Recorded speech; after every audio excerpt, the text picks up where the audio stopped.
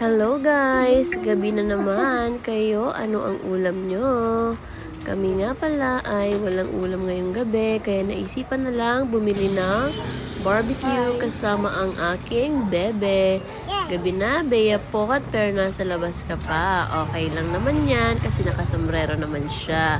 Ayan, at bumili nga kami ng barbecue. So while waiting ay dumiretso kami ng SM saglit at may bibilhin daw ang kanyang daddy. O, diba? Ang taring ni Bea, kapitbahay lang po talaga ang SM. Ang saya-saya na naman ng Bea Pot ko. Akala mo naman, igagala.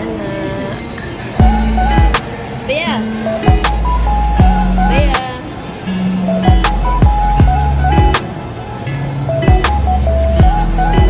Flying kiss. Yeah! Bye!